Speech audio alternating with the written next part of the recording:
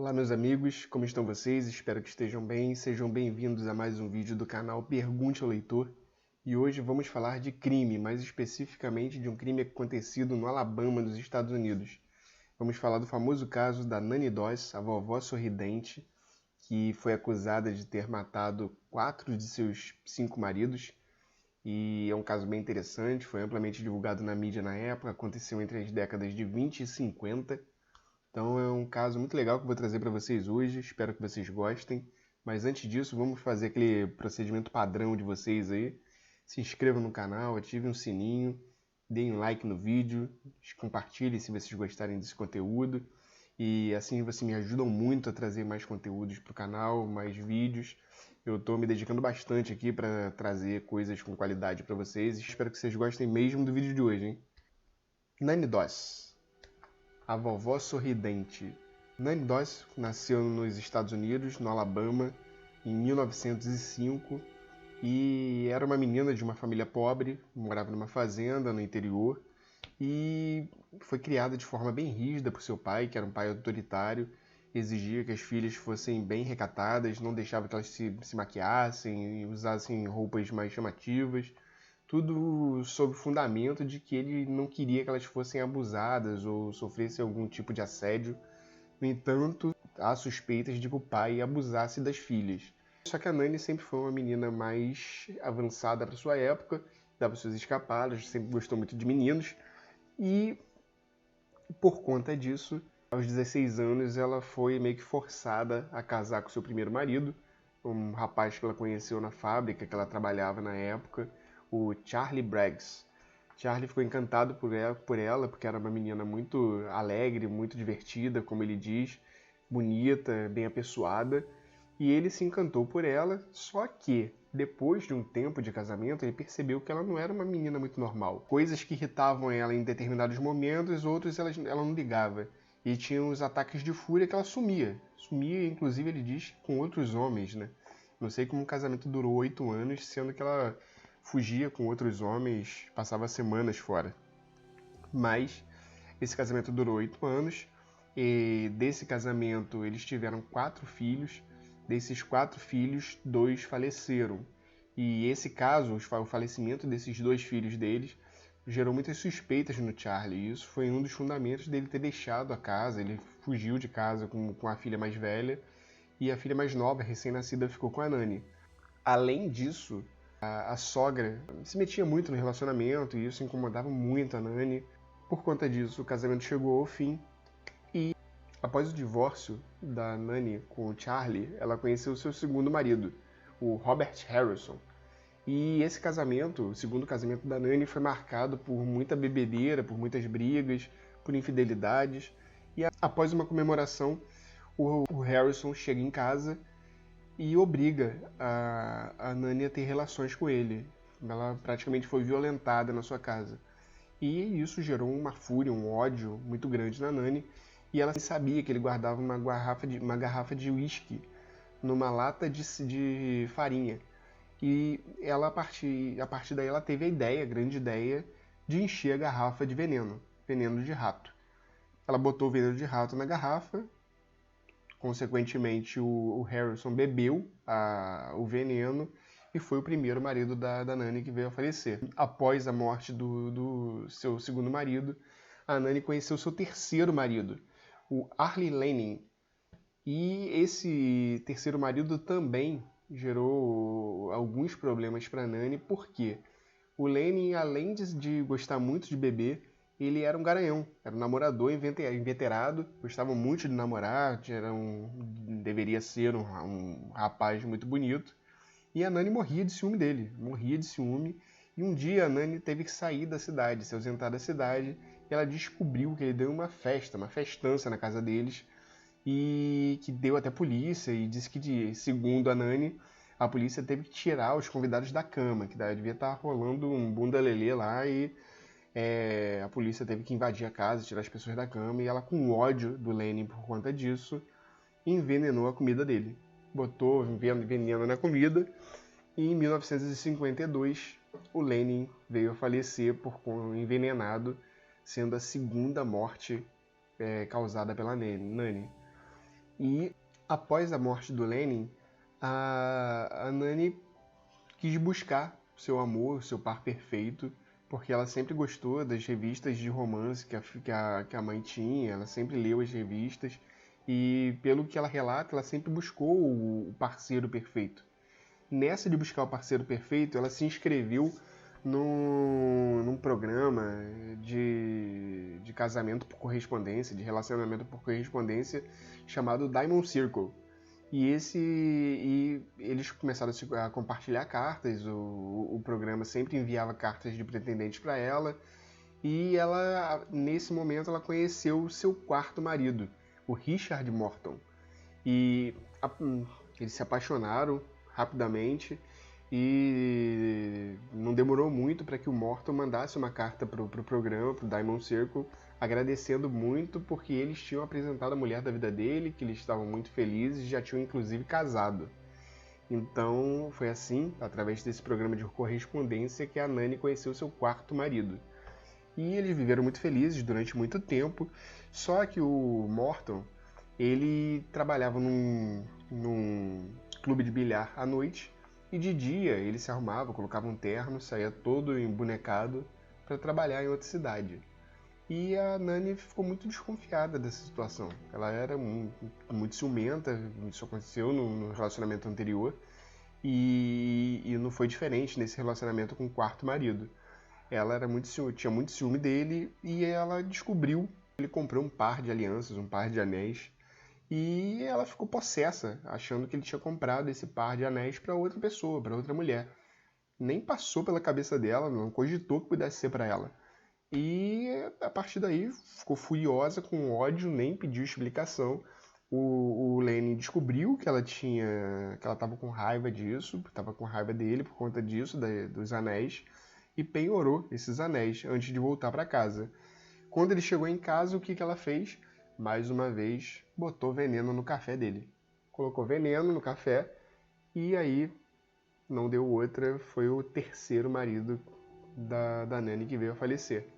Após a morte do Morton, todos os relacionamentos da Nani foram baseados em luxúria, bebedeira, violência, infidelidade. E só que, quando ela conheceu seu quinto marido, isso tudo mudou. Samuel Doss. Ele era um pastor da Igreja Batista do Livre-Arbítrio e, além disso, ele era reparador de asfalto. Ele não era considerado uma pessoa muito bem-sucedida, mas eles se casaram, ficaram um tempo razoável juntos, só que, diferente dos relacionamentos anteriores que a Nani teve, que eram bem movimentados, com o Samuel, ela era totalmente tolhida.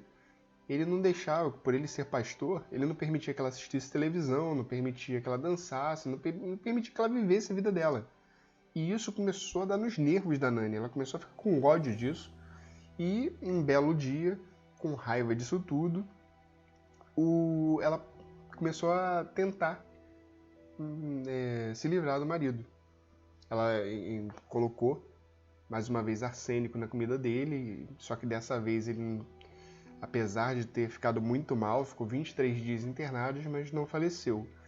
Então ela não desistiu e mais uma vez cometeu o crime à la Morton, que o pessoal fala, né? Porque foi baseado no que ela fez com o ex-marido, colocou o arsênico no café do Samuel Doss e ele veio a falecer logo depois.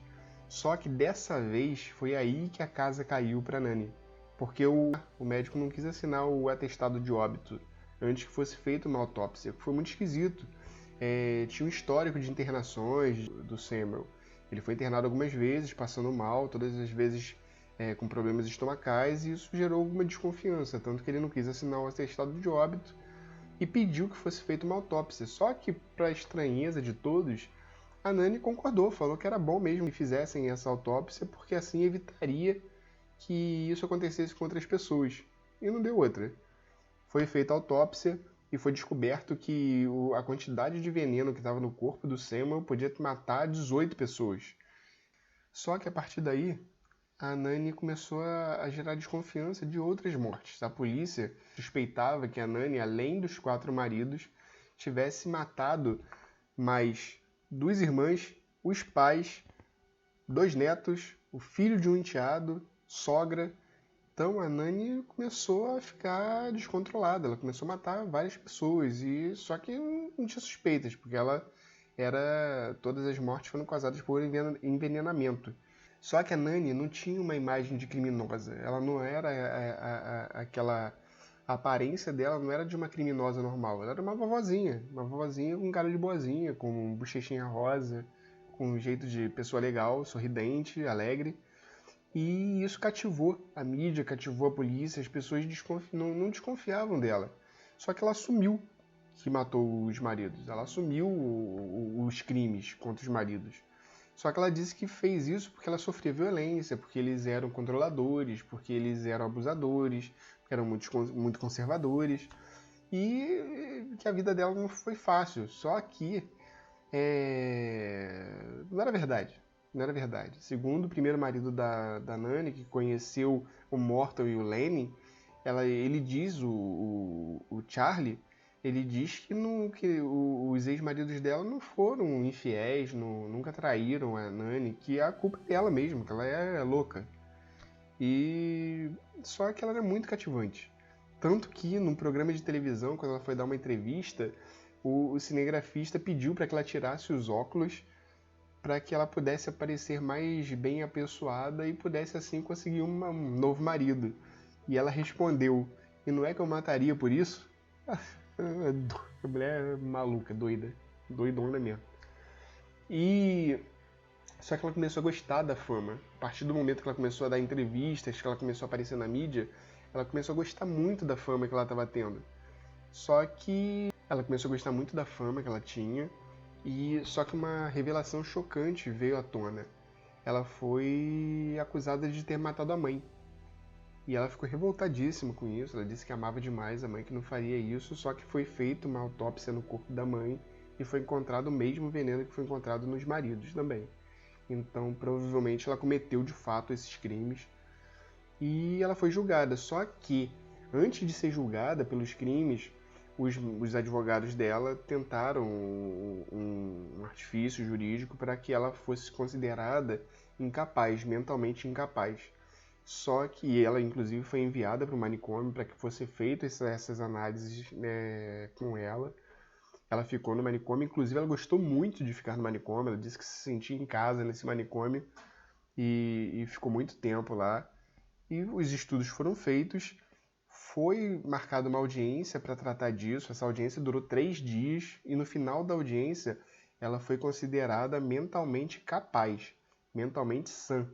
Foi considerada uma pessoa normal, que ela cometeu os crimes por maldade, não foi por ser perturbada por algum motivo. Inclusive, ela alega que ela só matou porque ela tinha um problema psicológico causado por um acidente que ela sofreu quando ela tinha 7 anos, quando ela estava num trem e esse trem fez uma parada brusca na estação e ela bateu com a cabeça na barra de ferro do assento da frente.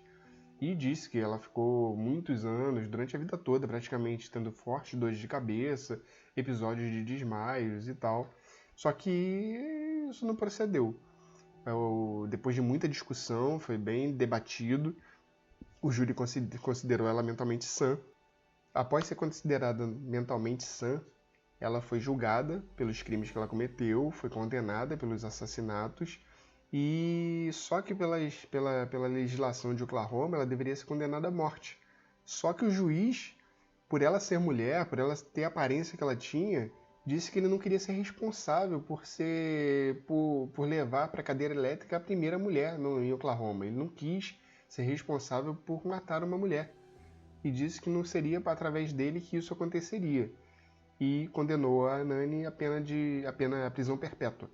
Ela foi condenada à prisão perpétua, foi para a cadeia e ficou muito tempo lá. Inclusive, na última entrevista que ela deu, ela disse que ela sempre ofereceu ajuda na cozinha, só que nunca foi permitido.